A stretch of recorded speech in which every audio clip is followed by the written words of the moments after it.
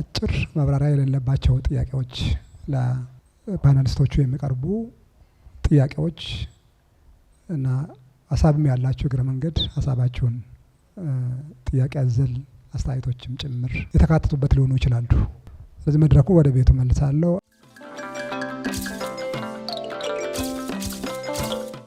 ጥያቄ አዘል አስተያየት ነው ማንሳት እንፈልገው። የመጀመሪያው ለሰላም ሚኒስትር ዴኤታ ክቡር አቶ ቸሩ ጌታ ይሆናል። እንግዲህ የኮንትሮባንድ ንግድ በሰላም ዙሪያ ላይ ያለው አሉታዊ ተጽዕኖ በሰፊው አብራርተውታል።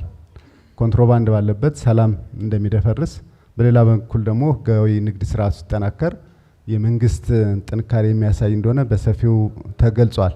ይህ ከሆነ የእርስዎ መስሪያ ቤት የሰላም ሚኒስቴር የኮንትሮባንድን ያለውን አደጋ በማስገንዘብና እዚህ ላይ ሁሉም ተሳታፊ እንዲሆን ወይንም ደግሞ ችግሩን ተረድቶ ይሄን ዲተር ከማድረግ አንጻር የእርስዎ ሚኒስቴር መስሪያ ቤት እንደ ራሱ ተልዕኮ ወስዶ ከህብረተሰቡ ጋርና ከሌሎች ተቋማት ጋር ከጸጥታ ተቋማት ጋር በቅርበት ከመስራት አንጻር ምን እያከናወነ ነው? በቀጣይስ በጋራ ምን መስራት አለበት ብለው ያምናሉ የሚል ጥያቄ ነው ያለኝ። ሁለተኛው ከንግድና ቀጠናዊ ትስስር ሚኒስቴር ለአቶ ሊቁ የኮንትሮባንድ እና የንግድ ማጭበርበር ወይም የጉምሩክ ንግድ ማጭበርበር የምንለው በንግድ ውድድሩ ላይ ወይም ደግሞ ጤናማ የንግድ ስርዓት እንዳይኖር ያለውን ተግዳሮት በሰፊው አብራርተውታል። የኔ ለርሶ የማቀርበው ጥያቄ አንደኛው የሀገራችን የንግድ ስርዓት እንደ ሚኒስቴር መስሪያ ቤት በርካታ ሪፎርም ስራዎችን የሰራችሁ መሆናችሁን እኔም በቅርበት በጋራ እንደሚሰራ ተቋም አካል አውቃለሁኝ። ግን ለርሶ የማቀርበው ጥያቄ የንግድ ስርዓቱ የፌዴራልም ሆነ በክልል ንግድ ቢሮዎች ጋር ከሌሎች ተቋማት ጋር ተቀናጅቶ መስራት የንግድ ስርዓቱ ለህገ ወጥ ንግድ ምቹ እንዳይሆን ከማድረግ አንጻር ቀደም ያልነው ፋሲሊቴሽን ኦንላይን አገልግሎቱ የሪፎርም ስራዎች ያመጡት አበርክቶ እንደተጠበቀ ሆኖ የንግድ ስርዓቱ ህገ ወጥ ንግድን እንዳይቀበል ምቹ እንዳይሆን አድርጎ ከመስራት አንጻር ምንድነው እየተሰራ ያለው ወይም በቀጣይስ ምን መስራት አለበት ብለው ያስባሉ የሚለውን ተጨማሪ ሀሳብ እንዲሰጡ የማቀርበው ጥያቄ ነው። እጅግ አድርጌ አመሰግናለሁ። ምን ያህል የኮንትሮባንድ አስከፊነት ከዚህ በፊት በሀብታችን ላይ ብቻ ችግር ሲያመጣ ነበር። አሁን ደግሞ በጤናችን ላይ ሰው በብሩ መድኃኒት ለመግዛት ሄዶ በሽታ እየገዛ እየመጣበት ያለው ሁኔታ ነው ያለው። ሰው በብሩ መታከም እያለበት በሽታ ይዞ እየመጣ ስለሆነ አቅራቢዎችም ቅድም ስታቀርቡት ኮንትሮባንድ በሀገራችን ወይ ደግሞ በክልላችን ማን ሲሰራበት እንደነበረ ወይ ደግሞ ማን ሲያዘዋውር እንደነበረ ከለውጡ በፊት በደንብ የምናውቀው ነገር ነው። በተለይ በክልላችን ላይ ከ7 ዓመት በፊት የቅርብ ትውስታ ሊሆን የሚችለው የነበረው የክልሉ መንግስት ካለው ጸጥታ ጋር ተባብሮ ራሱ ኮንትሮባንድ ነጋዴ ነበረ። እንኳን ኮንትሮባንድን ሊከላከልና ራሱ ኮንትሮባንድን ሲያሳልጥ ሲነግድ ሲያስተላልፍ ነበርና እንዳው አንዳንድ የጸጥታ ኃይላት ራሱ ተሳስቶ ኮንትሮባንድ ከያዙ እርምጃ ሲወሰድባቸው ነበር። እንዴት ትይዛላችሁ በሚል ማለት ነው። ከለውጡ በኋላ ደግሞ ያንን ነገር ለመቅረፍ የተወሰደው እርምጃ በጣም ሰፊ እርምጃዎች ተወስደዋል። በጸጥታው በኩል መስዋዕት እስከ መሆን ድረስ የጸጥታው አካላት በደንብ ያውቃሉ። የጂጂጋ ቅርንጫፍ ጉምሩክ ቅርንጫፍ ጽህፈት ቤት ኃላፊዎች እና አባላት በደንብ ያውቃሉ። የጸጥታው አካላት ምን ያህል መስዋዕት ሆኖ እየሰራ እንደነበረ ያለው የክልሉ ፖሊስ ምን ያህል ቁርጠኛ እንደሆነ ያለው ሚሊሻ እንደ ሚዲያ ደግሞ እኛ እንደ ኮሚኒኬሽን የሰራናቸው በጣም ሰፊ ስራዎች አሉ። አንደኛው ስራ ሲሰራ የህዝብ ግንዛቤ አስፈላጊ ነው። ህብረተሰቡን ማወያየት ግድ ይላል። ምክንያቱም ህብረተሰቡ ያየው ላለፉት 27 ዓመታት ኮንትሮባንድን መንግስት እንደ ህጋዊ ንግድ እንደ ሀብት ማከማቻ የህብረተሰባችንን ኢኮኖሚ የሚያሳድግ አርጎ ሲቀርጽ ስለነበረ ከዛ ውስጥ ህብረተሰቡ እንዲወጡ ሰፊ የግንዛቤ ማስጨበጫ ስራዎች ሲሰሩ ነበር፣ ተሰርተዋል። የተለያዩ ውይይቶች ከላይ እስከ ታች አካሂደናል። ለምሳሌ ከክልል እስከ ዞን እስከ ከተማ እስከ ቀበሌ ድረስ ስለ ኮንትሮባንድ አስከፊነት የሚያመጣው ችግር ኮንትሮባንድ ለማን እንደሚጠቅም ማንን እንደሚጎዳ የተወሰኑ በቁጥር የሚታወቁ ለአንድና ለሁለት ሰው ኪስ ማደለቢያነት እንጂ የተቀረውን በሙሉ ህብረተሰብ የሚጎዳ እንደሆነ እንደ ሀገርም እንደሚያወድመን ኢኮኖሚያችንም ላይ ችግር እንደሚያመጣ ጸጥታውም ላይ ችግር እንደሚያመጣ በስፋት ለህብረተሰቡ ሰፊ ግንዛቤ ማስጨበጫ ስተናል። በሚዲያ በኩል የሚጠቀሙ ቲክቶከሮችም ይሁኑ ዩቲዩበሮች ይሁኑም እነዚህ የግል ሚዲያዎችም ተጠቅመን ወደ ታች ወርደን ለህብረተሰቡ ሰፊ የግንዛቤ ማስጨበጫ ስራዎች ሰርተናልና ያንን ሰው አይቶ የመጣውን ለውጥ በማነጻጸር ማወቅ ይቻላል። ከባለፈው አመት እስካሁን ድረስ ያለው ኮንትሮባንድ የተያዘው ምን ያህል ነው? እየቀነሰ ነው እየጨመረ ነው? አንደኛ የሚገባው ኮንትሮባንድ እየቀነሰ ነው፣ የሚያዘው ደግሞ እየጨመረ ነው። ይሄ የመጣው በቅንጅት ስለተሰራ ነው። አብሮ ተባብሮ እየተሰራ ስለሆነ በአንድ አካል ብቻ የሚሰራ ነገር እንዳልሆነ፣ የፌዴራል መንግስት ስራ ብቻ እንዳልሆነ፣ ለጉምሩክ ብቻ የሚሰጥ ስራ እንዳልሆነ አመለካከቶች ከዚህ ፊት የነበሩት ይሄ የጉምሩክ ስራና የፌዴራል ፖሊስ ስራ ነው የሚል አመለካከት ስለነበረ ያንን ማጥራት አለብን። ያ ነገር መስተካከል መቻል አለበት። የክልሉ ፖሊስ ይሄን ነገር ሊከላከል ይችላል፣ የክልሉ ሚሊሻ ይሄን ነገር ሊከላከል ይችላል በሚል እያንዳንዱ ነዋሪ ራሱ ይሄ ነገር ለኔ ጠንቅ ነው፣ ለጤናዬም ጠንቅ ነው፣ ችግር ነው የሚያመጣው በሚል በሰፊው ግንዛቤ ማስጨበጫ ስራዎችን ሰርተን ውይይቶችን አካሂደናል። ሀገር ሽማግሌ፣ ለነጋዴዎች፣ ለወጣቶች፣ ለሴቶች፣ ለአካባቢ ነዋሪዎች በሙሉ ማለት ነው። እና ማንሳት የፈለኩት ክቡር ኮሚሽነር ጀነራሉ ሲያቀርቡ ኮንትሮባንድን ለመከላከል የሚያስፈልጉ ነጥቦች ተብሎ የተነሱት አንደኛው ጠንካራ ትብብርና ቅንጅት ያስፈልጋል ነው። አሁንም ውጤታማ የሆን ነው በዚህ ምክንያት ነው። እኛ በመናካሄደው የጸረ ኮንትሮባንድ ዘመቻና ስራዎች ላይ እንደ ክልል እንደ ሚዲያ ትልቅ የሚዲያ ጦርነት የከፈቱብን አካላቶች አሉ። የክልሉ ተወላጅ ሆነው አዲስ አበባ ቁጭ ብሎ ያሉ ማለት ነው።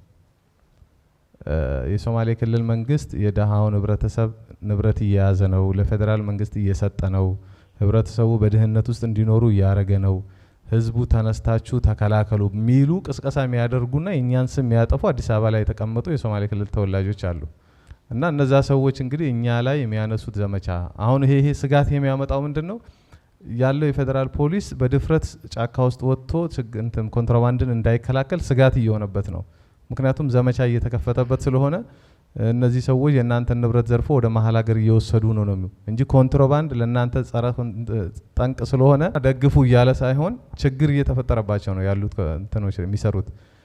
እንዲሁም የኛ ክልል ፖሊስ ላይም እንደዚሁ ችግር የማንሳት ነገር አለ። ፖሊስ ምን አገባው? የክልሉ ፖሊስ ለምን ኮንትሮባንድ ይይዝባቸዋል? እናንተ መርዳት ነው ያለበት። በዚህ በድርቅ ዘመን፣ በዚህ በእንትን ዘመን ለምን እንደዚህ ያደርጋሉ እያሉ የሚዲያ ዘመቻዎች አሉና ያንን እንዳላችሁት እንግዲህ የተቀናጀ ቅንጅትና ትብብር ስለሚያስፈልግ አንደኛው እሱ ነው መሆን ያለበት። ተናበን መስራት መቻል አለብን። እኛን የሚወቅስ አካል አዲስ አበባ ላይ በሰላም ቁጭ ማለት የለበትም። አዲስ አበባን የሚበጠብጥ ሰው ጅጅጋ ላይ በሰላም ቁጭ ማለት የለበትም። እንደ አንድ ሀገር፣ እንደ አንድ ክልል፣ እንደ አንድ እንትን የጋራ ስለሆነ ይሄ ነገር የጋራ ችግር ስለሆነ የሚያመጣው ኮንትሮባንድ ክልላችን ገባ ማለት እኛ ብቻ ለምንጎዳው እንደ ሀገርም ኢኮኖሚ ላይም ጸጥታ ላይም ክቡር ኮሚሽነሩ ቅድም ሲያቀርቡ እንደነበረው ዓለም አቀፍ ምን ያህል ኮንትሮባንዲስቶች ችግር እያመጣ እንደሆነ ሰፋ ያለ ግንዛቤ ሰጥተውናል። እኛ እዚሁ አካባቢ ያለውን ኮንትሮባንድ ሊሆን ይችላል የምናውቀውና በሰጣችሁ ማብራሪያ ምን ያህል ከሳንሴሮ ጀምሮ ከሪዮ ደ ጄኔሮ ጀምሮ የሚመጡ ነገሮችን ክፋታቸውን አይተናልና ይሄንን እንዴት መቅረፍ እንችላለን? ተናበን መስራት የለብንም ወይ? ከክልሉ ፖሊስ ጋር አዲስ አበባ ላይ ቁጭ ብሎ ክልሉን የሚበጠብጡ ኮንትሮባንድ ስንይዝ ፎቶ እየለጠፉ ይሄ ኮንትሮባንድ በዚህ ቦታ ላይ የከሌ ፖሊስ ይዟል ብሎ ይለጥፋሉ። እና ህብረተሰቡ ምን እየሰራችሁ ነው? ይሄንን እንዴት አትከላከሉም? ሞታችሁም ቢሆን አትርፉ የሚሉ አካላት አዲስ አበባ ላይ በሰላም ይቀመጣሉ። የክልሉ ተወላጅ ነው ማለት ነው። እነዚህን እንዴት ነው ጋፕ ማስያዝ ያለብን የሚል እንትናለኝ። አመሰግናለሁ። እኔ ማንሳት የሚፈልገው ከጸጥታ ጋር የተያያዘ ከሌላው ጊዜ በተለየ በጥሩ ቅንጅት በጥሩ መናበብ ሳምንታዊ የጸጥታ ኃይላት መድረክ ነው የምናዘጋጀው። በሳምንት ሁሉንም ቀን ማክሰኞ ሳምንቱን የተሰሩትን ስራዎችን እየገመገመን ክፍተቶቹ የቱ ጋር እንዳሉትን እያየን ቀጣይ አሳይሜንቶቹን አቅጣጫ እያስቀመጠን እየሰራን እንገኛለን። ከዚህ በፊት ያው እንደሚታወቀው እንደ ሶማሌ ክልል አመራርም ህዝብም ኮንትሮባንድ የፌዴራል ማንዴት ብቻ እንደሆነ ነበር የሚታየው። ፌዴራል ፖሊሶች ብቻቸውን ነው የሚያሰዱት። የክልሉ ጉምሩክ ቅርንጫፍም እንደዚሁ ሰሚም አልነበረም። ፖለቲካሊ ክልሉ ከጉምሩክ ኮንትሮባንድ አካላት ጋር ቅንጅት አልነበረም። ይሄን የሚባል ቅንጅት አልነበረም። ሁሌ መድረክ የምነሳው ያው ክፍተቶቹን ክልሉ ደጋፊ እንዳልሆነ ኮንትሮባንድ እንደማይዝ የክልሉ ጸጥታ አካላት ኮንትሮባንድን እንደማይዋጉ ነበር የሚነሳው አብዛኛው ጊዜ በመጽሔትም በሚዲያም አብዛኛው ጊዜ በገለጻዎችም እነሱት ነበር። ይሄንን ያለፉት አመታት ገምግመን ሰርተንበት እንደ አንድ የስራችን ግዴታ አድርገን እየሰራን እንገኛለን። ይሄ እዚህ ያሉት የፌደራል ፖሊስም ጉምሩክ ኮሚሽንም ያውቃሉ ብዬ አምናለሁ። ሌላው የህዝብ ግንዛቤ ላይ ነው። ህዝብ ግንዛቤ አቶ መሐመድ እንዳስቀመጠው በደንብ ተሰርቶበታል። ህዝቡ ዛሬ ኮንትሮባንድን የሚከላከል ከከተማ ውስጥ ኮንትሮባንድ እየተያዘ ነው እንኳን ከድንበር ማለት ነው። ስለዚህ የህዝብ ግንዛቤም በደንብ ተሰርቶበታል። አንድ ለኮሚሽነር ማንሳት የሚፈልገው አንዳንድ የሶማሌ ክልል እንደተነሳው ሰፊ ድንበር ነው ያለው። ብዙ የመንገድ አማራጮች አሉ።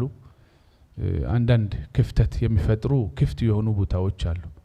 ከፌደራል ጉምሩክ ቅርንጫፍ ጽህፈት ቤት ጋርም ያነሳናቸው ሀሳቦች አሉ።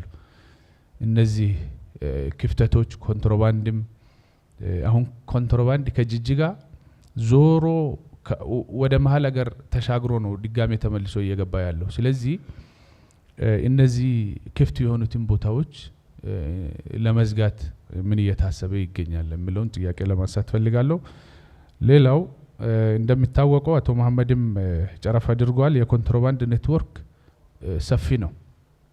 ኮንትሮባንዲስቶች ከፖለቲካ ጋር ኔትወርክ በመፍጠር ራሳቸውን የጸጥታ አጀንዳዎችን በመፍጠር ሁከት ህዝብን ያነሳሱ አጀንዳዎችን እየፈጠሩ ወደ ፖለቲካ ዞር ብሏል። ያንን ድንበር ኮንትሮባንዶቻቸውን ቆንጠጥ ሲደረጉ ወደ መሀል ሀገር አዲስ አበባ እየተቀመጡ አክቲቪስቶችን ስፖንሰር በማድረግ የተያዘባቸው ኮንትሮባንድ የህዝብን ኑሮ የሚነካ ኢንፍሌሽን የሚያባብስ አድርጎ አጀንዳዎችን ፍሬም እያረጉ ኢንቨስት እያረጉ ይገኛል። እነዚህ ጋር ለመተባበር ከዚህ በፊትም ያው ያነሳናቸው ለፌደራል ፖሊስ ኮሚሽነር የሚያቀርብነን ቅሬታዎች አሉ። እነዚህ በዚህ መድረክ ኖት ተደርጎ የሚፈቱ እንደሆኑ አምናለሁ። አመሰግናለሁ። እኔ ከኢትዮጵያ ንግድና ዘርፍ ማህበራት ምክር ቤት ምክትል ፕሬዝዳንት ነኝ። የንግዱ ህብረተሰብ በተለያየ መንገድ በተለይ ህግን አክብሮ የሚነግደው የንግዱ ህብረተሰብ በብዙ መልክ ከዚህ ህገወጥ ከሆነ ንግድ ተጎጂ ነው። ስለዚህ ከመድረኩ ይሄ ደግሞ የሁሉንም አካል ትብብር የሁሉንም አካል ተሳትፎ የሚጠይቅ መሆኑን በትክክል ተገንዝቤያለሁ። ነገር ግን ይሄን ስራ የሚሰሩት አሁን እዚህ ፓናሊስቶቹ ከተለያዩ ተቋማት ናቸው። ምን ያክል የጋራ እቅድ አላችሁ ወይ? በጋራ አቅዳችሁ በጋራ ተግብራችሁ በጋራ ትመዝናላችሁ ወይ?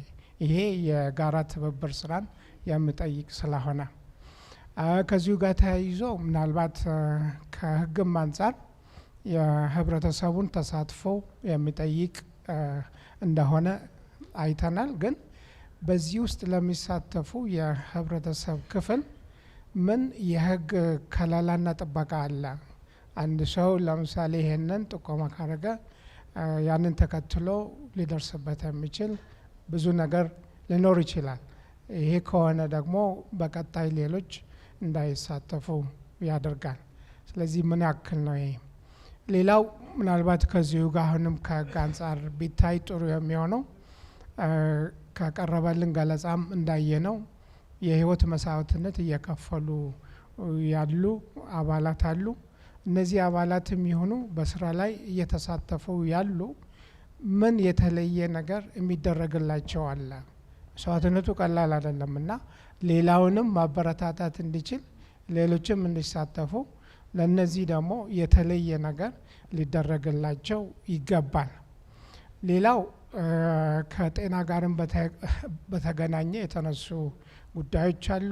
እንደ ሀገር ኢትዮጵያ ታምርት ተብሎ እየተሰራበት ካለው ዘርፍ አንዱ በፋርማሲውቲካል ዘርፍ ነው። ስለዚህ ይሄ አሁን በኢትዮጵያ ታምርት እየተሰራ ያለው ዋጋው ተወዳዳሪ ካልሆነ ከውጪ በህገወጥ የሚገባው ቀለል ያለ ሊሆን ስለሚችል የህዝባችን የመክፈል አቅም ደግሞ ገና ስለሆነ ምናልባት በውድ ያለውን ዋጋ መግዛት ስለማይችሉ ወደዚህ ሊሄዱ ስለሚችሉ ዋጋዎቹ ተወዳዳሪ እንዲሆኑ ምን እየተደረገ ነው? ምን እየተሰራ ነው? መጨረሻ ላይ ምናልባት ከፓናሊስቶች አንዱ ከገንዘብ ሚኒስቴር ቢሆን ጥሩ ነበር እላለሁ። ምክንያቱም ተመኖችን ዋጋን ከሚያንሩት አንደኛው የሚከፈለው ታክስ ስለሆነ የንግዱ ህብረተሰብ ታክስ ከፍሎ ታክስ ከማይከፍለው ጋር ገበያ ላይ ተመሳሳይ እቃ በወጣው የዋጋ ልዩነት ስላለው ሁልጊዜ ረከስ ያለው ስለመረጥ አሁንም ችግር ነውና ምናልባት ከታክስ አንጻር ይህንን ለማሻሻል ምን አይነት ስራዎች እየተሰሩ ነው ወይንም ሊሰሩ ታስቧል ለምለው ነው። አመሰግናለሁ። አንድ ሁለት ጥያቄዎች አሉኝ። አንደኛ ከመድኃኒትና ምግብ ቁጥጥር ጋር ተያይዞ ህገወጥ መድኃኒቶች እንደተባለው ያው በተለያየ ጊዜ ያለ አግባብ ወደ ሀገራችን የሚገቡ መድኃኒቶች አሉ። ባሉን ኬላዎችና ብራንቾች እርምጃ እየተወሰደው ነው። በተቻለ መጠን አሁን መድኃኒት በብዛት በእኛ መጋዘን ውስጥ አሉ። ያው አንዳንድ ኮሚሽናችን ጥናት ተደርጎ እርምጃ ለመውሰድ የተጀመሩ ነገሮች አሉ። ከዛ ባሻገር ግን አወጋገድ ላይ ከፍተኛ ችግር እያጋጠመን ነው። ምክንያቱም ተይዞም እንደገና ብክነትም ብቻ ሳይሆን መጋዘን ጋር ተያይዞ የቆዩት ኤክስፓየርድ የሆኑት ብዙ ስላሉ እነዚህ መድኃኒቶች ለማስወገድ ብዙውን ጊዜም ኢንፎርም አድርገናል። ስቲል እርምጃ እየተወሰደ አይደለም። እሱን እንዴት ታያላችሁ የሚል አንድ ጥያቄ አለኝ። ሁለተኛ ከንግድና ቀጠና ትስስር ጋር ተያይዞ ብዙ ማብራሪያ ተሰጥቷል። ጥሩ ስራም እየተሰራ ነው። አብረንም እየሰራ ናቸው። ሪፎርሞችም አሉ። ጥሩ ውጤትም አምጥተናል። ነገር ግን አንዳንድ አገልግሎት ሲሰጡ ጥሩ ነው። ኦንላይን አገልግሎት ትሰጣላችሁ፣ ፍቃድ ትሰጣላችሁ። ይሄ ፍቃድ ለመቆጣጠር ከክልሎች ጋር ያለው ቅንጅት ችግር ያለ ይመስለኛል። አሁን አብዛኛ ሰው ፍቃድ አለው ሞያሌ ላይ እንዳለ የሀገር ውስጥ ምርት ተገፍቶ ይገባል። ሞያሌ ከተማ ለመቆጣጠር አዳጋች ነው። ምናልባት አቶ ሊቁም ያውቃሉ። ይሄ ለመቆጣጠር ንግዱን አቢዩዝ እንዳያደርግ ለመቆጣጠር የተዘረጋ ሲስተም ካለ ምናልባት ጋፕ ያለ ይመስለኛል። እኔ አሁን እርምጃ ለመውሰድ ፍቃድ አለው። ነገር ግን ለህዝብ ፍጆታ አብዛኛ አይውልም፣ ይሻገራል። አሁን አንዳንድ ሪፖርት ሲሰሙ ያው ኬንያ ብዙ የኛ ሀገር ምርት ታወጣለች የሚለው ትክክል ነው።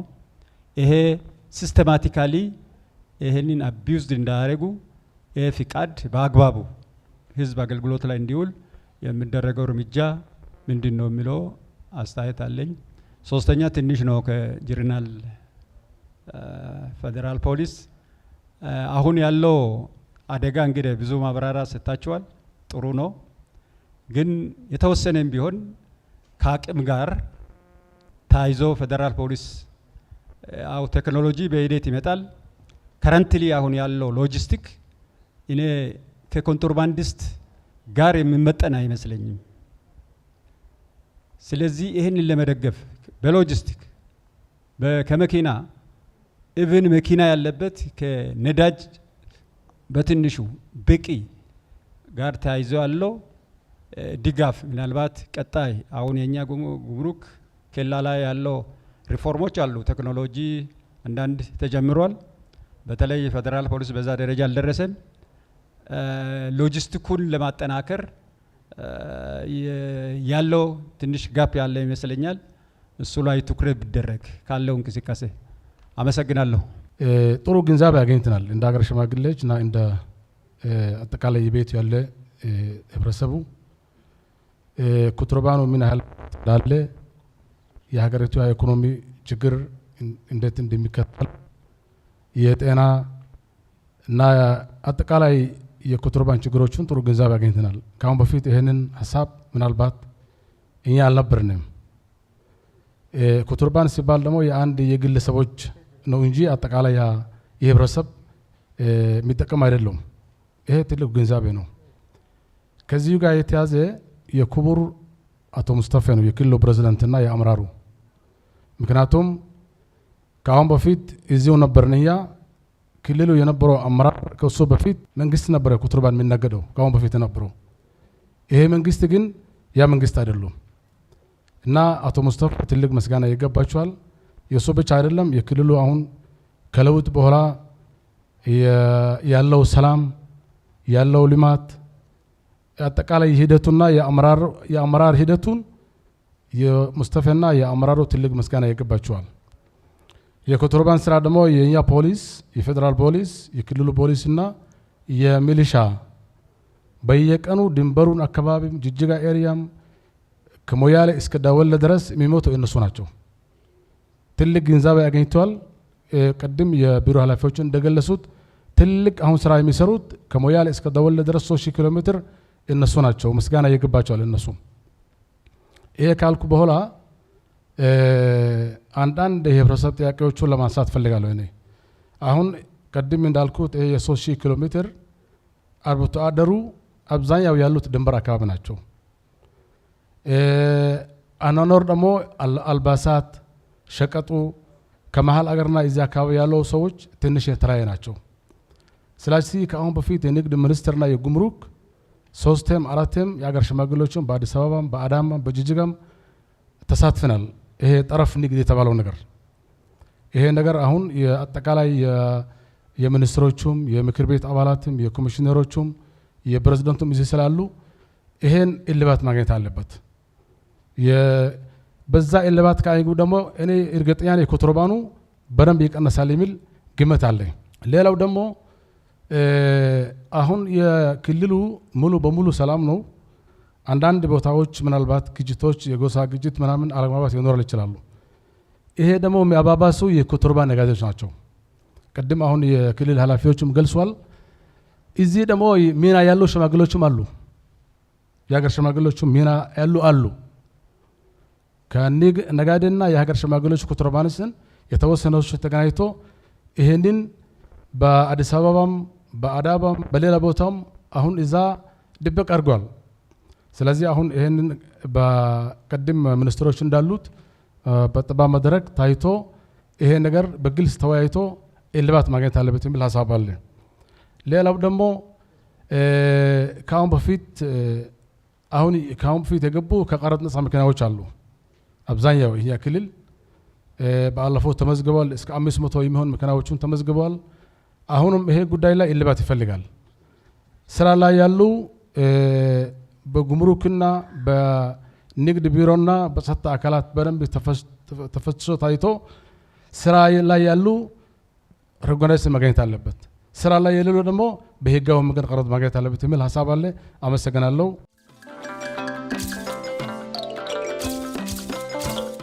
እነዚህ የኮንትሮባንድ እንግዲህ የምታውቁት አሁን ዘመቻው እነዚህ ሰዎች በቀላሉ ገንዘብ ስለሚያገኙ ሰዎችን አስተባብረው በዚህ ስራ ላይ የሚሳተፈውን የመንግስትም የህብረተሰብ ክፍልንም ስም ማጥፋት ዘመቻዎች እንደሚደረጉ አንስታችኋል። እሱ ችግር የለውም። እኔ ከኮሚሽነር ጋርም ጠዋት ተነጋግረናል። እነዚህ በህግ በስርዓት ተመርምሮ የፍርድ ቤት ፕሮሲጀር ጠብቆ ሲመጣ አዲስ አበባ እኮ የራሳችን ሀገር ነው። ጅጅጋም የራሳችን ነው። ሞያሌም የራሳችን የወንጀል ኬዝ የትም ወንጀለኛ ባይዞ ብሔርም የለውም። ያታችሁ እንደሆነ እኮ ኮንትሮባንዲስቶቹ ሌላ ከውጭ ጭምር ነው ኔትወርክ ፈጥረው እቃው እኮ ዝም ብሎ የሆነ ቦታ አይደለም የሚመጣው ከሆነ ኔትወርክ ተፈጥሮ ማአት ሀገራት ተሰማርተውበት ነው የሚሰሩት። ለዚህ የወንጀል ኬዝ ያለባቸው በስርዓቱ የተመረመረ ፍርድ ቤት ትእዛዝ የወጣበትን ፖሊስ ያቀርባል። እዛ ያለው ተባብሮ ይዞ ያመጣና ለህግ ያቀርባል ማለት ነው። ለዚህ የህግ ጉዳይ ይህንን ካላረግንማ ለነሱ ሌላ ዱላ መስጠት ስለሆነ ይህንን በደንብ ማየት ያስፈልጋል። ሌላኛው እንዴት ነው ተቀናይታችሁ የምትሰሩት የሚለው በጣም የሚገርማችሁ በየመቀናጀት ብቻ ሳይሆን ኦልሞስት እንደ አንድ ተቋም ተናቦ ነው የሚሰራው። እቅድ አለ። እቅዱ በስርዓት የጉምሩክ ሪፖርትም የእኛም ሲቀርብ በጋራ በሆነ ጉዳይ ላይ አብረን እናያለን፣ አብረን ገመግማለን። በየቀኑም ባለው ነገር ላይ እየተናበብን እዚህም እስከ ከታች እስከ ላይ ተናቦ ይሰራል። መከላከያም አመራሮች ጭምር ባሉበት፣ አንዳንድ ቦታ ላይ ደግሞ የክልል አመራሮችም ባሉበት ይሄ ነገር ትልቅ ርብርብ ተደርጎ ነው ቅድም የጠቀስነው አሃዝና ከዛ በላይ መያዝ የተቻለው። እንዳላችሁት ነው ከሪፎርም በፊት የኮንትሮባንድ ኬዝ ከፌዴራል እስከ ክልል ኔትወርክ አለው። የሚያልፍ እቃ ሳይፈተሽ ከገባበት አዲስ አበባ የሚደርስበት። ዛሬ ላይ ግን በዚህ ደረጃ አዞ አንድ ኮንቴነር አዲስ አበባ ማስገባት የሚችል በየትኛውም ደረጃ ያለ ሰው የለም። ለዚህ ነው ቅድም የመንግስት ኢንተርቬንሽን የለውም። የኦፕሬሽኑ በዚህ መልኩ የተሳካው የመንግስት አካላት ኢንተርቬንሽን ቢኖር ምንም ማድረግ አይችልም። እዚህ እኮ ፕሬዚዳንቱ ኃላፊነት ወስዶ ባይሰሩ ምን ማድረግ ይችላሉ? እዚህ ያለው ሰው ወይ ሰው ይገድላል ወይ ራሱ ይሞታል። ሆኖም ስለነበረ ማለት ነው። ለዚህ እሱን በደንብ አጠናክሮ መሄድና ሀገርን ማልማት ልማት እያደገ በሄደ ቁጥር ሰዎች ከእንደዚህ አይነት እየራቁ የሚሄዱበት እድል እየሰፋ ስለሚሄድ እሱን ማየት ተገቢ ነው። ሌላኛው የፖሊስን አቅም ትክክል ነው ያነሱት። ከክቡር ኮሚሽነር ጋር ሁሌ ነው እናነሳው። ምክንያቱም የምንይዘው የገንዘብ መጠን መታየት ነው። በጣም በቢሊየን አንድ ወቅት የኢትዮጵያ በጀት የነበረ ማለት ነው። ለዚህ ይሄ ነገር ይደግ ከተባለ ቴክኖሎጂ ማደግ አለበት። የፖሊሱ አቅም ቀደም ያልነው የፖሊሱን አቅም በስልጠናም በትጥቅም በሎጂስቲክስም ማሳደግ አለብን።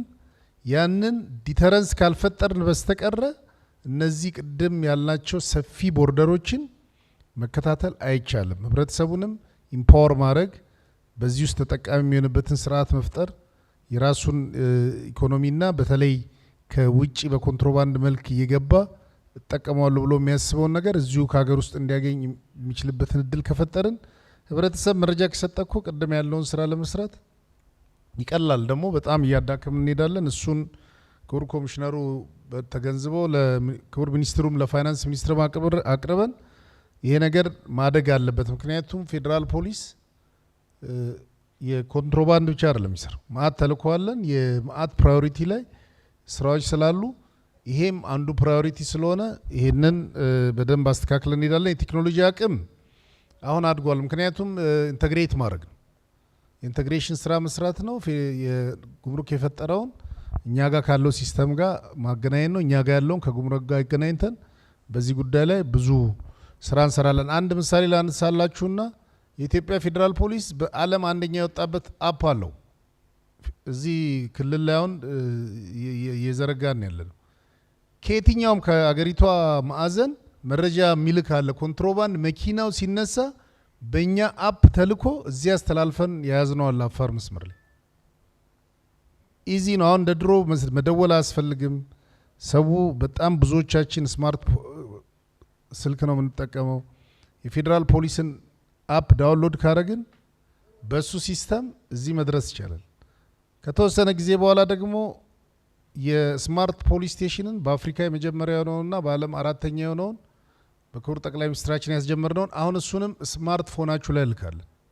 ለዚህ ላይቭ ገብታችሁ መረጃ ላላፊ የምትሰጡበትን እድል እንፈጥራለን ማለት ነው። ምክንያቱም ህብረተሰቡን ካላሳተፍን ቅድም ያልኳችሁ ነው፣ በሺዎች በሚሊዮን ወታደር ቢሰለፍ ምንም ማድረግ አይችልም። አንድ ሰው አካባቢውን የሚያውቅ በደንብ ኮሚትድ ሆኖ መረጃ የሚሰጥ ከሆነ የሚሰራው ስራ ትልቅ ስለሆነ ይሄንን በዚህ መገንዘብ ያስፈልጋል። አጠቃላይ ግን የኮንትሮባንድ ጉዳይ የዓለም አቀፍ እና የዓለም አቀፍ ችግር መሆኑን በዚህ ጉዳይ ላይ ደግሞ ትብብሩ ከሀገር ውስጥ እስከ ዓለም አቀፍ ደረጃ መሆኑን እኛ ደግሞ ትልቅ አገር ትልቅ ጠንካራ የሴኩሪቲ ኢንስቲትዩሽን ያለን ሀገር ስለሆነን ኢቭን ጎረቤት ሀገርን ጭምር አግዘን ይሄን ነገር ከራሳችን ላይ መግታት አለብን።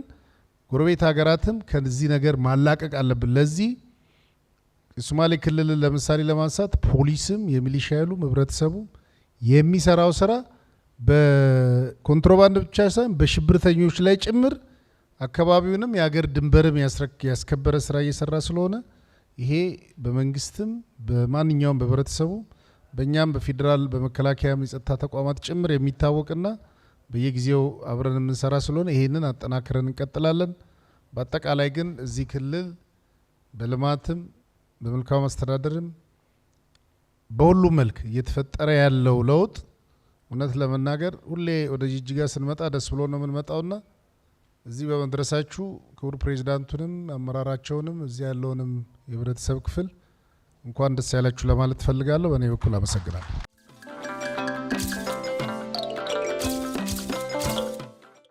ለተሰጡት ሀሳብና አስተያየቶች ከልብ ምስጋና አለኝ። ሁለት ነገሮች ናቸው እኔን የሚመለከቱ ያሉት። አንደኛው ከማምረት ጋር ተያይዞ የመድኃኒት ማምረት ከኢትዮጵያ ታምርት ንቅናቄ ጋራም የተነሳ ጉዳይ አለ። ይሄ አንዱ የሀገራችንን ሉዓላዊነት የምናረጋግጥበትና የመድኃኒት ዋስትናን የምናረጋግጥበት ነው። ይሄ ዘርፍ በጤና ሚኒስቴር አንድ ተቋም አለ፣ አርመር ሃንሰን ሪሰርች ኢንስቲትዩት የሚባል በዛ ድጋፍ የሚደረግለት ዘርፍ አጠቃላይ እንግዲህ አንዱ ሁለት ነገሮችን ነው የምንሰራው እኛ ስለሆነን ለውጭም ለሀገር ውስጥ ማምራቾች ፍቃድ የምንሰጠው ቁጥጥር የምናደርገው አሰራራችንን ዘመናዊ ለማድረግ በቴክኖሎጂ ለማስደገፍ የምንሰራቸው ስራዎች ናቸው እና የኛም ቁጥጥር ደግሞ በየትኛውም ቦታ ቢሄድ ተቀባይነት ያለው ቢሆን ለማድረግ ነው። በዚህ አንጻር በቴክኖሎጂ የተደገፈ አገልግሎት ነው የምንሰጠው። ዌብ ቤዝድ የሆነ ኤሌክትሮኒክ ሬጉሌተሪ ኢንፎርሜሽን ሲስተም የሚባል ከጉምሩክ ኮሚሽን ወይም ከጉምሩክ ሲስተም ጋራ ከኤሌክትሮኒክ ሲንግል ዊንዶ ጋራም ኢንተርኦፐረብል የሆነ ሲስተም ነው ይሄ። ስለዚህ ሁሉም አፕሊኬሽኖቻቸው ወይም ጥያቄዎቻቸው በሙሉ አድሬስ የሚደረገው በዚህ ነው። ስለዚህ የተቀላጠፈ አገልግሎት ለመስጠት አንዱ የምናደርገው ይሄ ነው። ሁለተኛ ወደ ሀገር ውስጥ ኢንቨስትመንት በዚህ ዘርፍ ኢንቨስትመንት ሲመጣ እኛ ተቆጣጣሪ ሳይሆን ከኮንሴፕት ጀምሮ ለኢንቨስትመንት ኮሚሽን ከሚገባው የኢንቨስትመንት ሀሳብ ጀምሮ እሱን ገምግመን ዲዛይኑን ገምግመን ከዛ በኋላ ወደ ግንባታ ሲሄዱም ተከታትለን ነው ለመጨረሻ የምናበቃውና ብዙ ሀገራት ግንባታው ተገንብቶ ካለቀ በኋላ የማምረት ፈቃድ ሲጠይቁ ነው ብዙ ጊዜ የቁጥጥር ስራ የሚሰሩት። እኛ ግን በዚህ ዘርፍ የተሰማሩ በነገራችን ላይ መድኃኒት ወደ 14 የሚጠጉ አምራቾች ብቻ ነው ከረንትሊ ያለን። ግን ብዙ ፓይፕላይን ላይ ያሉ በግንባታ ላይ ያሉ ደግሞ ወደ 7 የሚጠጉ የማምረት ዘርፍ ላይ የተሰማሩ አሉ። አንዱ ይሄ ነው። በዚሁ ከዚሁ ጋር ተያይዞ በቅርቡ ምናልባት በሚዲያም ሰምታችሁ ሊሆን ይችላል የመድኃኒት የቁጥጥር ዘርፋችን በዓለም አቀፍ ጤና ድርጅት መለኪያዎች ተፈትሾ ይሄ ወደ 3 አመት የፈጀብን ነው። ወደ ማቹሪቲ ሌቭል 3 የሚባለውን ደረጃ ደርሰናል። በአፍሪካ 9 ሀገራት ናቸው፣ እኛ 9ኛ ሀገር ነን። በዓለም ደረጃ እስከ 61 ምናምን ሀገራት ቢሆኑ ናቸው ከማቹሪቲ ሌቭል 3 እና ከዛ በላይ ደረጃ ያገኙ። እንግዲህ አፍሪካው 9 ሀገራት ናቸው ማለት ምን ያህል ከባድ እንደሆነ ይሄ መለኪያ ግልጽ የሚሆን ይመስለኛል። ይሄ የሀገር ውስጥ አምራቾችን አንደኛ ተወዳዳሪ እንዲሆኑ በሀገር ውስጥ ገበያም በውጭ ሀገር ገበያ ለኤክስፖርት ቢዝነስም ተወዳዳሪ እንዲሆኑ ያደርጋቸዋል። ምክንያቱም የኛ የቁጥጥር ሰርተፍኬት አትሊስት በእነዚህ 9 ሌሎቹ 8 ሀገራት ላይ ተቀባይነት ሊኖረው ስለሚችል በዛ ደረጃ ተወዳዳሪ እንዲሆኑ ያደርጋቸዋል። ሌላው ህገወጥነትን መቆጣጠር ነው። የኢንቨስትመንት ተነሳሽነትና መስህብን ስለሚያዳክም የኮንትሮባንድና የህገወጥ ንግድ በዚህ ላይ የምንሰራቸው የቁጥጥር ስራዎች በሙሉ ሁሉም የሚመለከታቸው ተቋማት ጋር ተቀናይተን የምንሰራው ይሄ የአገር ውስጥ አምራቾችንም የበለጠ ይደግፋል። ግን ዋጋ የኔ ተቋም ዋጋን ስለማይቆጣጠር ከሌሎች ተቋማት ጋር አብረን እንሰራለን። ዋጋ መለጠፍ ግን አለባቸው። ይሄን ለማድረግ ብዙ ስራዎች እየሰራን ያለ ነው። አንደኛ መድኃኒቱ በትራክ ኤንድ ትሬሰብሊቲ ሲስተም ይሄ ዱካውን ተከትሎ ከመሄድ አንጻር እየሰራናቸው የቴክኖሎጂ ኢንፍራስትራክቸርና ሌሎች የህግ ማዕቀፎች አሉ። ስለሱ እነሱ ተግባራዊ ሲሆኑ ዋጋንም ኢምፓክት ይኖረዋል ብዬ አስባለሁ። ሌላው ከማስወገድ ጋር ተያይዞ የተነሳው ጉዳይ ነው። ማስወገኛም ፈተና ነው። ከክቡር ኮሚሽነር ጋራም በየመጋዘኑ ያሉትን ምርቶች ምን እናደርጋቸው የሚል ከጤና ሚኒስቴር ጋራም ሰፊ ውይይት እናደርጋለን። ቲምም አቋቁመን በየቦታው ሄደን አይተናል። እኔም ብዙዎቹ ቦታዎች ላይ ሄጄ ማየት አጋጣሚ ነበረኝና የኔ ተቋም በአግባቡ ስለመወገዱ መመሪያ አለ ይሄን የሚያስተዳድር በአግባቡ መወገዱን አረጋግጠን የዲስትራክሽን ወይም የዲስፖዛል ሰርተፊኬት ነው የምንሰጠው። ማስወገጃ ቦታ እኛ እናመቻችም። ግን ይሄ የሁላችንም ችግር ስለሆነ እንደ ጤና ሚኒስቴር የኢትዮጵያ መድኃኒት አቅራቢ አገልግሎት ካልተሳሳት ወደ 9 የማስወገጃ ቦታዎችን አቋቁሟል ትልልቅ ማሽኖችን ገዝቶ። ስለዚህ የነሱን ኢንፍራስትራክቸር መጠቀም ይቻላል። ሌላው የግሉን ሴክተር ደግሞ እዚህ ውስጥ እንዲገባ በጣም ልናበረታታው ይገባል እና ይሄ በተለይ ደግሞ መድኃኒቶችን ማስወገድ በጣም ጥንቃቄ ስለሚጠይቅ ይሄን በጋራ የምንፈታው ጉዳይ ነው ለማለት ነው። መጨረሻ ግን ይሄን አጋጣሚ ተጠቅሜ እኔም የሶማሌ ክልልን ስራ በዴቨሎፕመንትም በብዙ ነገሮችም ኮንትሮባንድም ከመከላከል አንጻር እየተሰራ ያለውን ስራ ክቡር ፕሬዚዳንትም እዚህ ስላሉ ይሄን አጋጣሚ ተጠቅሜ በጣም ማድነቅ ማመስገን እፈልጋለሁ። ከዚሁ ጋር ተያይዞ ግን ሁለት ነገሮችን የሀገር ሽማግሌዎችም እዚህ ስላሉ ሁለት ነገሮችን ሳልናገር በወጣ ቅር ስለሚለኝ፣ አንደኛ ማህበረሰቡ ለእንደዚህ አይነት ምርት ያለው ግንዛቤ ብዙ ስራዎችን ሰርተናል፣ የባለድርሻ አካላት ንቅናቄ ሰርተናል። ግን የበለጠ መስራት ይኖርብናል። ህብረተሰቡ እምቢ እንዲል እንዲህ አይነት ህገወጥ መድኃኒቶችን ምግቦችን እንዳይጠቀም ማድረግ የጋራ ህብረተሰቡን የቁጥጥሩ ባለቤት ማድረግ ያስፈልጋል። ሁለተኛው ከኬላ ሲያመልጣ ያው ሁሉም ነገር ይያዛል ማለት አይደለም፣ አንዳንዴ ያመልጣል። የሚያመልጠውን እኛ እና የክልል ተቆጣጣሪ አካላት የክልል የጤና ተቆጣጣሪ አካላት በጋራ ሆነን ነው የምንሰራው። ከጉምሩክ ኮሚሽን ጋራም ኢንተለጀንስ ሌድ የሆኑ ኦፕሬሽኖች እንሰራለን። ብዙዎቹ የሚደበቁት ህጋዊ መድኃኒት ቤቶች ላይ ነው ወይ ደግሞ አንዳንዴ አልቤርጎ ውስጥ ነው። በጣም በሚደንቅ ሁኔታ በጣም በተደበቀ ረቂቅ በሆነ ሁኔታ ባለፈው አመት እዚሁ ጅጅጋ ላይ ካልተሳሳትኩ ባለፈው አመት ወይ ካቻምና ይመስለኛል እኛና የክልሉ የጤና ተቆጣጣሪ ተቋም በጋራ ሆነን በሰራነው በጥቆማ በሰራነው ኦፕሬሽን እንደዚህ አይነት ግኝቶችን ነው የሚያገኘን። አንድ አልቤርጎ ውስጥ ማአት መድኃኒት ማከፋፈያ ነው የሚመስለው አልቤርጎ ውስጥ ተደብቆ ነው ያገኘነው። ስለዚህ የክልሉን የጤና ተቆጣጣሪ ተቋም በበጀት በሰው ኃይል በተሽከርካሪ በጣም ካልተደገፈና ካልተጠናከረ በስተቀር ጉምሩክ ላይ መግቢያና መውጫ ኬላ ላይ ያሉ ተቆጣጣሪዎች ተቆጣጥረው አለፈ። ግን እኛና የክልል ተቆጣጣሪ አካላት ጠንከር ብለን የቁጥጥር ስራ መስራት ስላለብን ክልሉን የጤና ተቆጣጣሪ ተቋም ማጠናከር ቢቻል ለማለት ነው። በጣም አመሰግናለሁ። ከኔ ጋር ተያይዞ አንድ ጥያቄ ነው የተነሳው። ሰላም ሚኒስቴር ይሄ ጉዳይ የግጭት ኮዝ ከመሆኑ አንጻር ምን በቅንጅት እየሰራ ነው የሚለው ነው። አንዱ እንደ ኖት የምንወስደው ነገር ነው። ይሄ ኮንትሮባንድ ላይ ስፔሲፊካሊ ኮንትሮባንድን ለመፍታት እና ከዛ ጋር ተያያዥ ጉዳዮች ላይ በስፔሲፊካሊ በቅንጅት በመስራት በኩል ውስንነቶች አሉበት። ግን አሰ ግጭት ኮዝ ሌሎችም የግጭት ኮዞች ላይ የጋራ ጥናቶችና የጋራ መድረኮችን በማዘጋጀት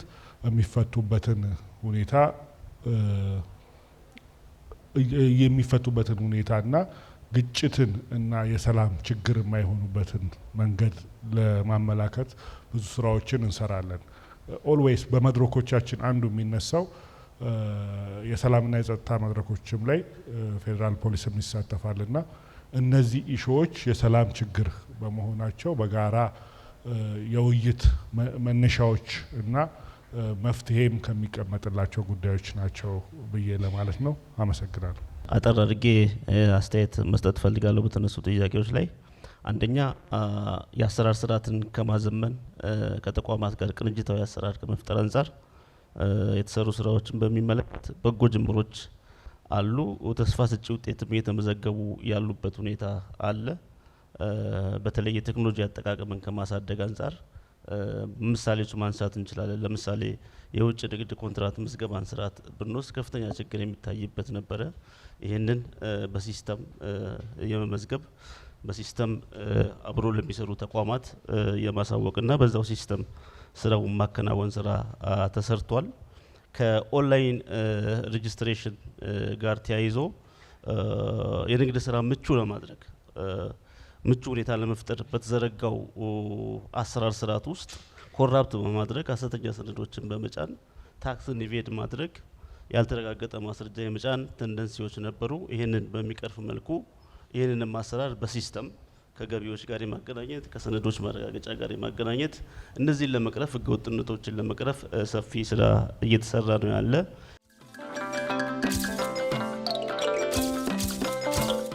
ሁለተኛ ዙር ላይ በጣም ጥልቀት ያለው ሀሳብ በጣም ለሀገራችን የሚጠቅም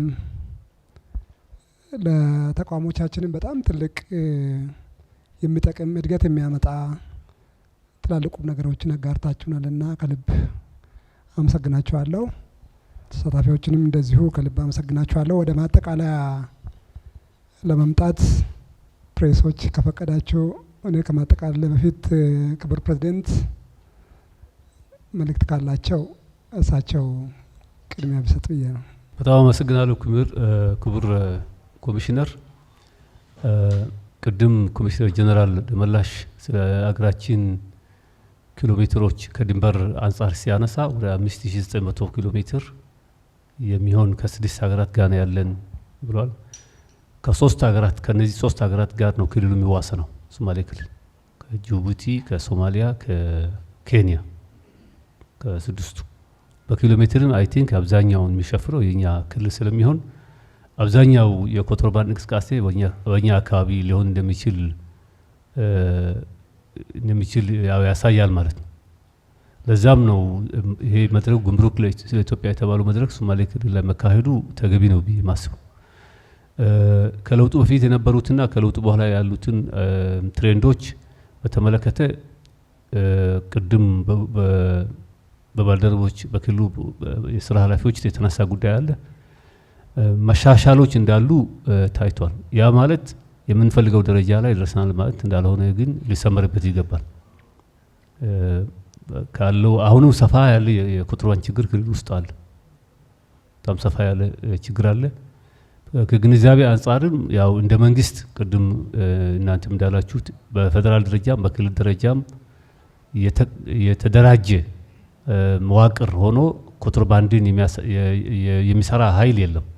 በአመራር ደረጃ ግን በተለያዩ ቦታዎች በሁሉም አካባቢዎች የተበላሹ ነገሮች የሉ ማለት እንዳልሆነም እሱም ቢያዝ በጸጥታ አካላቱም ውስጥ በአመራሩም ደረጃ ከአመለካከት ጀምሮ እስከ ተግባር ድረስ በኮንትሮባንድ ላይ የማይከላከሉ የሚሳተፉ ወይም ደግሞ መስራት ያለባቸው የማይሰሩ አሁንም አሉ። ይህን ለማሻሻል ቅድም በቀረበው ውይይቶች አስፈላጊ ናቸው። የሁሉም አካል ስራ በግልጽ ታውቆ እቅድ እየወጣ እቅዶቹ በየጊዜው እየተገመገሙ ስንሄድ ነው መሻሻሎችን ለማየት የምንችለውና እንደዚህ አይነት ፓናል ውይይት ብቻ ሳይሆን ቀደም ብለን የጀመርናቸው ከአሁን በፊትም ባለድርሻ አካላት መጥተው ኮሚሽነር እርሶም ባሉበት የስራ እቅዶች ወጥተው በየኳርተሩ ብንገመግም በየሶስት ወሩ ያለውን ሁኔታ ብንገመግም ካለው ከጉዳዩ አንገብጋቢነት አንጻር በጣም አስፈላጊ ይመስለኛል። ብዙ አንዳንድ ጊዜ የሚነሱ ሀሜቶችን አልፎ አልፎ ደግሞ ጣት መቀሳሰሮችን ያስቀራል። በእቅድ ከተሰራ ማን ምን ሰርቷል ማን ምን አልሰራ የሚለው ጉድለቶች ሁሉ ግልጽ ይወጣሉ ማለት ነው። እሱ እንዳለ ሆኖ የዛሬው ፓነል ዲስከሽንም ያው ለህብረተሰቡ እንዲደርስ በሚዲያ ሲገለጽ ተቋማቱ አሁን እዚህ ያሉ ፓናሊስቶች የሚወክላቸው ተቋማቶች አሉ። እነሱን ሚረር ባደረገ መልኩ ተተርጉሞ በሶማሊኛ ለህዝቡ የሚደርስበት ሜካኒዝም ጥሩ ይሆናል። እኛም ከዚህ ከመድረኩ በኋላ ኢንተርቪዎች እስከ ነገ ድረስ የመድረኩን መንፈስ ለማስተላለፍ መልእክቶች እናስተላልፋለን። በአጠቃላይ ጥሩ ነው ያለው ሁኔታ። ቅድም ኮሚሽነር የተጠየቀው ጥያቄ ከአሁን በፊት የነበረ የፖለቲካ መጠቃቃትም ምናምንም እንዳይመስል በትክክል ችግር የሚፈጥሩ አካላትን ዶክመንት አድርጎ በስርዓት ማስረጃዎቹን አቅርቦ ላይ ድረስ በማቅረብ ማስወሰን የሚቻል ስለሚመስል በእኛ በኩልም ይሄንን እዚህ አካባቢ ያሉ ክፍተቶች እንዳሉ ስለማውቅ እሱንም በዚያው አጋጣሚ እንድናስተካክል እዚህ ላለው የክልላችን ፖሊስና የጸጥታ አካላት እና የፍትህ አካላት እሱም ቢሰሩ ፕሮሲጀራሊ እሱንም ለማሳሰብ ነው። በአጠቃላይ ይሄ መድረክ በጣም አስፈላጊ ነው። ህዝባችን ኮንትሮባንድን አይፈልግም። ነገር ግን ሁለት ጉዳዮች ላይ ስትራክቸራል የሆኑ ችግሮች መታየት አለባቸው። አንዱ ከፍጆታ እቃዎች አንጻር ከምግብ ጋር ቦርደር አካባቢ አቅርቦት ወሳኝ ነው። ስለዚህ አንድ ነገር ህገወጥ ነው ህገወጥ አይደለም ለማለት መጀመሪያ አማራጭ መኖር አለበት። አማራጭ በሌለበት ሁኔታ የሚገባውን ነው ሰው የሚበላው። አሁን የታየ ያለ የሀገር ውስጥ ምርትን የመጠቀም ቴንደንሲ አለ።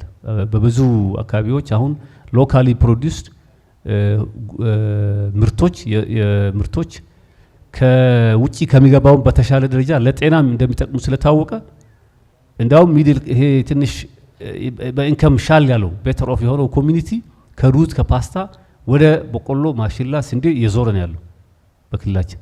አንደኛው ይሄን ትሬንድ የሀገር ውስጥ ምርትን ሰው እንዲጠቀም ኢንካሬጅ ማድረግ በጣም በሽታ እያመጣ ስለሆነ በተለይ ደግሞ በኮንትሮባንድ የሚገባው ደግሞ ስለማይመረመር ለስኳር በሽታ፣ ለኮሌስትሮል፣ ለብዙ ለሆርሞናል ዲስኦርደር የሚያመጡ በሽታዎች እየተጋለጠ ነው። በበቂ ደረጃ ይሄን ለህዝቡ ማስታወቅ ላይ ግን አልተሰራም። ስለዚህ የጤና ሚኒስቴር ከጤና ሚኒስቴር ጀምሮም ይሄን ጉዳይ በሐኪሞች በኩል አድርጎ ኦሪየንት ቢያደርጉ ሰው የጤና ላይ የሚያመጣውን ችግር እየተረዳ ይሄን ነገር ይተዋል ብዬ አስባለሁ። አንዱ ይሄ እንዳለ ሆኖ ከመሀል ሀገርም አቅርቦት ሊታሰብበት ይገባል። ስኳር፣ ዱቄት እንዲህ የመሳሰሉ ነገሮች በሀገር ውስጥ በበቂ ደረጃ ተመርተው ገበያ ላይ ከመጡ ኮንትሮባንድ የሚያስገዛ ምክንያት አይኖርም በአንዳንድ አካባቢ። ሁለተኛው ከቁም እንስሳት ጋር የተያያዘ ነው። እሱም ከግብይት ስርዓት ጋር አንዳንድ የፖሊሲ ነገሮች መታየት ያለባቸው ጉዳዮች አሉ። ምክንያቱም አብዛኛው አርብቶ አደሩ የሚያነሳው ጥያቄ እና አንዱም የሰው መቀስቀሻ የሆነብን እኛ እንደ አርብቶ አደር ያለን ምርት እንስሳት ብቻ ነው። ገበሬው ምርቱን ወይ ለመንግስት ይሸጣል ወይ በራሱ ማርኬት አግኝቶ ይሸጣል። ቡና፣ ጫት፣ ሌሎች ነገሮች። እኛ የምናመርተው ከብት ስለሆነ ከብቱን የት እንሽጥ? ሎካሊ ኢናፍ ማርኬት የለም። ስለዚህ ግዴታ በቅርብ ያለው ማርኬት ጋር ነው ሄደን መሸጥ የምንችለው የሚባል ነገር ስላለ እሱ ላይ ከግብርና ቢሮ ጋር እየሰራን ያለ ነው። የኳራንቲን አገልግሎቶችን በመጨመር በተለያዩ ቦታዎች ወሳኝ ቦታዎች ላይ ቢያንስ መንግስት መስራት ያለባቸውን አንዳንድ መሰረተ ልማቶች ተሰርተው ሎካሊ ግብዣው ፋሲሊቴት የሚደረግበት ሁኔታ ከሀገር ውጭ የሚወጣም ከሆነ በህጋዊ መንገድ በማህበር ተደራጅተው በህጋዊ መንገድ እንዲያወጡ እገዛ የሚደረግበት መንገዶች ደግሞ ከሚመለከታቸው አካላት ጋር አብረን ብንሰራ በህዝቡ ዘንድ ለዚህ ለኮንትሮባንድ ለመከላከል ያለው ተነሳሽነት የበለጠ ከፍ ይላል ለማለት እፈልጋለሁ። አመሰግናለሁ ክቡር ፕሬዚደንት። በጣም ትላልቅ ቁም ነገሮች ነው የተነጋገርነው። በዚህ አካባቢ የነበረው ፈተና ቀላል አልነበረም። በጣም የተራዘመ በጣም ውስብስብና አስቸጋሪ የነበረው ጉዳዮች የክልሉ መንግስት እንደ መንግስት እንደ አመራር የክልሉ ጸጥታ አካላት ፖሊስ፣ ሚሊሻውና መላው ማህበረሰቡ ያለማጋነን በጣም ትልቅ ሚና ተጫውተዋል። እዚህ አካባቢ ለመጣው ለውጥ የመጣው ለውጥ ቀላል አይደለም፣ በጣም ትልቅና ሰፊ ነው። ስለዚህ ክቡር ፕሬዚደንት እና አመራሩ ይሄንን መርታችሁ ላመጣችሁት ውጤት ከፍተኛ የሆነ ምስጋናችንን አስቀድመን ማቅረብ እፈልጋለሁ። በቅንጅት ያመጣናቸው ውጤቶች በጣም ትልቅ ውጤቶች ናቸው። የተከፈለበት ዋጋም በጣም ትልቅ ነው። በተቋም ግንባታ፣ በቴክኖሎጂ፣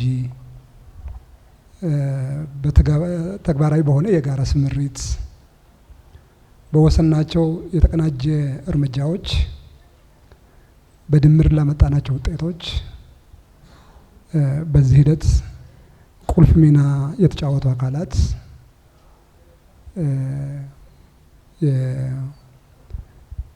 የጉምሩክ ኮሚሽን አመራሮች፣ ሰራተኞች፣ የፌዴራል ፖሊስ አመራሮች፣ ፖሊስ አባላት፣ በክልል ደረጃ ያሉ የክልል ጸጥታ አካላት በሙሉ፣ ብሔራዊ መረጃና ደህንነት፣ ንግድና ቀጠና ትስስር፣ የክልል አመራሮች፣ በየደረጃው ያሉ አመራሮች በሙሉ መንግስትም እንደ መንግስት የተለያዩ ውሳኔዎችን በመወሰን እነዚህ ተቋማት አቅማቸው እንዲገነባ በማድረግ ደረጃ የተጫወተው ሚና ትልቅ ስለሆነ በድምር በዚህ ሂደት ውስጥ አስተዋጽኦ ለነበራቸው ሁሉ ከፍተኛ ምስጋናዬን ማቅረብ እፈልጋለሁ። ሶስተኛ ይህን ፕሮግራም በዚህ ደረጃ ሰከን ላለ ውይይት እና ቁም ነገር በአማረ ሁኔታ እንድንወያይ ፕላትፎርሙን ለፈጠረልን ለፕሬስ ድርጅት እና ለፕሬስ ድርጅት ዋና ዳይሬክተር፣ ምክትል ዋና ዳይሬክተሮችና ባለሙያዎቻችሁ ሁሉ ከልብ የሆነ ምስጋና የማቅረብ እፈልጋለሁ። በአጠቃላይ ይሄ ፕሮግራም እንዲደምቅ ውጤታማ እንዲሆን በሁሉም አቅጣጫ አስተዋጽኦ ላበረከታችሁ ሁሉ ከሶማሌ ብሔራዊ ክልላዊ መንግስት ለዚህ የተመደባችሁ ባለሙያዎች፣ ከጉምሩክ ኮሚሽን ለዚህ ስራ ውጤታማነት የተመደባችሁ አመራሮችና ባለሙያዎች ይህንን የደመቀ መድረክ ላዘጋጁልን የሆቴሉ ባለቤቶችና ሰራተኞች በሙሉ ከልብ ምስጋና የማቅረብ ፈልጋለሁ። ይህም ብዬ የተወሰነ 1-2-3 ነገሮች ላይ ብቻ አጭር አስተያየት ለመስጠት ነው የተጠየቁ። ትንሽ ያልተነኩ ስለሆነ ብዬ ነው። እሱን ብዬ ወደ ማጠቃላይ ልምጣ። አንዱ ኮንትሮባንድ ለመከላከል ዋጋ እየከፈሉ ላሉ አካላት ምን እየተደረገ ይገኛል ተብሎ ከንግድና ማህበራት ምክር ቤት ለቀረበው ጥያቄ ይህንን ማኔጅ የምናደርግበት መመሪያ አለን። ከሚያዙ የኮንትሮባንድ እቃዎች ለተቋሚዎች፣ ለያዦች የሚከፈል የወረታ አበል ክፍያ አለ። ለተቋማትም ጭምር የሚከፈል ስላለ አይ ቲንክ እሱ በጣም የሚያተጋ ነው። ራሱ ትልቅ መመሪያ ነው። በገንዘብ ሚኒስቴር ተደራጅቶ የወጣ መመሪያ ስለሆነ ክልሉ ላይ ይህን ወንጀል ለመከላከል ለሚሰሩ የሚሊሻ አባላትና ተቋም፣ ፖሊስ፣ ለሁሉም በግል ላይ ደርሳቸው ይችላል እንደ መንግስት ተቋም። ነገር ግን ደግሞ ለየተቋሞቻቸው ነው የሚከፈለው ለነዚህ። ከዛ ውጭ ግን በግል ደረጃ ለሚጠቁሙ ኮንትሮባንድ ለሚጠቁሙ ደግሞ በህግ መመሪያው መሰረት ለእያንዳንዳቸው የሚከፈለው ለምሳሌ ጨርቃ ጨርቅን የጠቆመ ከሆነ፣ ማዕድናትን የጠቆመ ከሆነ፣ ኤሌክትሮኒክስ የጠቆመ ከሆነ ተብሎ በዝርዝር የተሰሩ ስላሉ እሱ መመሪያ በተከተለ አግባብ የጥቆማም የወረታ አበላቸው እንዲከፈላቸው ይደረጋል። በጣም ከፍተኛ መጠን ያለው ገንዘብ ነው የምንከፍለው በዚህ ደረጃና ይሄ የራሱ የሆነ አስተዋጽኦ አበርክቷል ኮንትሮባንድ ለመከላከል። እሱን አጠናክረን እንቀጥላለን። ሁለተኛ ትንሽ ሀሳብ ቢጨመርበት የተባለው ኮንትሮባንድን የሚያስፋፋው አንዱ ከታክስ ህጉ አኳያ ሰዎች ወደ ኮንትሮባንድ ይገፋሉና እዚህ ጋር ምን የተሰሩ ስራዎች አሉ የሚለው ቲንክ የሀገራችን የታክስ አዋጆች፣ ደንቦች፣ መመሪያዎችና አሰራሮችን በጥልቀት መመልከት ይፈልጋል። ከዛም በላይ ደግሞ እነዚህን አዋጆች ለማስተዳደር የወጣውን ህግ በዝርዝር ማየት ይፈልጋል። በራሳቸው ወንጀሉን ለመከላከል የሚጠቅሙ ናቸው። በራሳቸው አዋጆቹ በዝርዝር እናውቃቸዋለንና የኮንትሮባንድና የህገወጥ ንግድን ለመከላከል ለመቆጣጠር የሚጠቅሙ ናቸው በራሳቸው እንጂ ለሰውን ወደ ኮንትሮባንድ የሚገፋ አይደለም። ባይዘው ኮንትሮባንድ ሰውን ወደ ኮንትሮባንድ የሚገፋው የውስጥ ህገወጥ ፍላጎቱ ነው፣ ሌላ ነገር አይደለም። መጨረሻ እንደጀመርነው ደግሞ የህብረተሰቡን ተሳትፎ በሁሉም መልክ አጠናክረን በመቀጠል ይህን ወንጀል የበለጠ ውጤታማ በሆነ መልክ ለመከላከልም ለመቆጣጠርም በብርቱ መረባረብ፣ በጋራ መስራት፣ ውጤት ማምጣት፣ ህጋዊነትን ማንገስ፣ ህገወጥነትን ኮንትሮባንድን ደግሞ የመድፈቅ የማሸነፍ እና ወንጀለኞችን በህግ ተጠያቂ ማድረግ ስራ ይህን የሚሰሩ ተቋማትን የማጠናከር ስራ ላይ በብርቱ መስራት ይኖርብናል የሚል ማጠቃለያ ለመስጠት ነው። ከልብ ሁላቸውንም ለማመስገን እፈልጋለሁ። አመሰግናችኋለሁ።